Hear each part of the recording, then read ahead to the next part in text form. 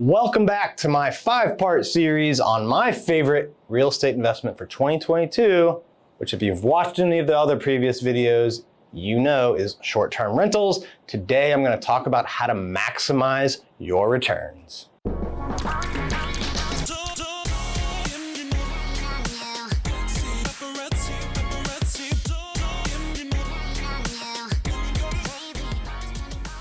Short-term rentals provide one of the best cash-on-cash returns that I know of. I think if you do an average job, you're gonna get double-digit returns.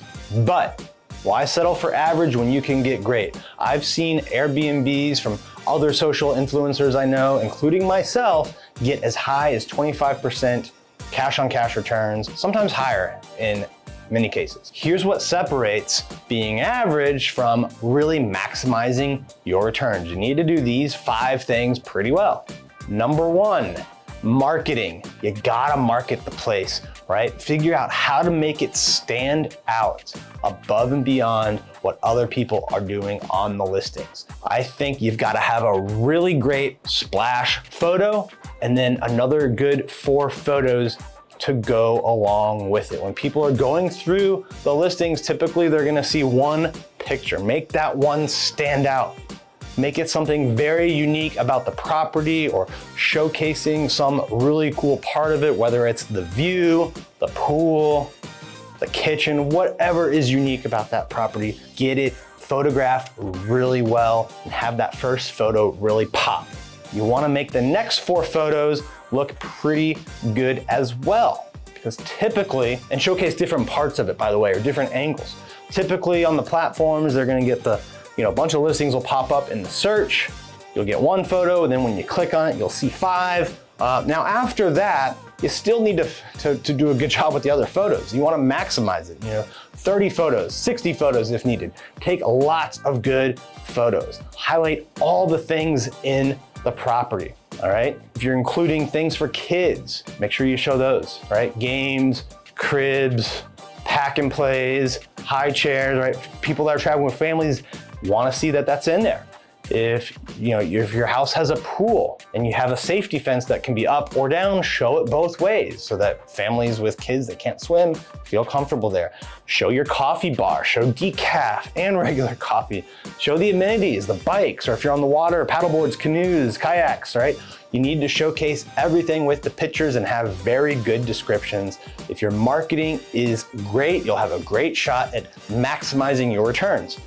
Staging, it needs to be staged well. You need to have good furniture. It doesn't have to be super over the top and it certainly doesn't have to be the most expensive stuff out there, but it needs to look good. People need to feel like they're traveling to a cool, hip place that feels like a home. So make sure you have really good decor, really good furniture.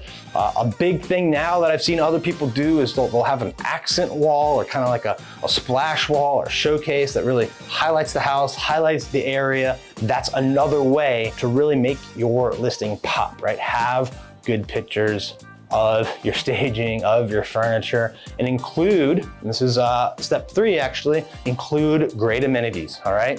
I think you need to have a good coffee station with decaf and tea because a lot of people drink decaf and tea. If you're in a bike-friendly area, have bikes. If you're on the water, have kayaks or paddle boards. If you've got a pool, pool toys, pool floats. If you've got outside space, you can do cornhole or other outdoor games.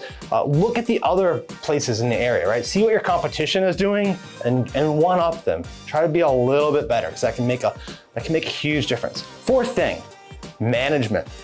All right, you have to manage it well, whether that's yourself, an employee, or an outside company. The guests need to feel like they're having a hotel-like experience. You gotta manage it well. Professional cleaners, all right? Do little gifts, by the way, and it doesn't have to be much. You can buy cheap wine or chocolates in bulk, have them in storage somewhere, train your cleaners, right? Or have your management company do this. Clean the place, make it look great, and then put out a bottle of wine, some cheap little chocolate basket and a note, all right? Something like that makes people feel welcome, and that's just a little example. Have good communication, good instructions, a good house book that tells them things to do in the area and how to use all the features and amenities and benefits of the house. Make sure you make it as easy as possible.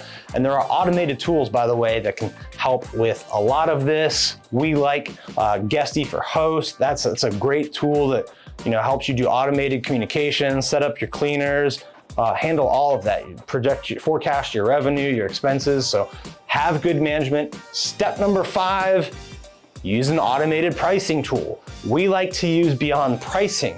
This tool scrapes all of the data.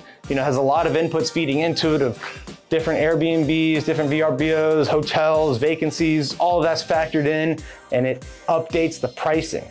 So during peak seasons, peak seasonality, when there's not a lot of vacancies, they're gonna raise the rates, right? So they're gonna get your average daily rate up. In times when there's a lot of vacancies, they're gonna lower it to get people in. And you can set thresholds on the minimum, the base, all of that, but it will help get your occupancy up as well as your average daily rental. If you do those 5 things really well, you can see those double-digit returns get into the 20s or even higher.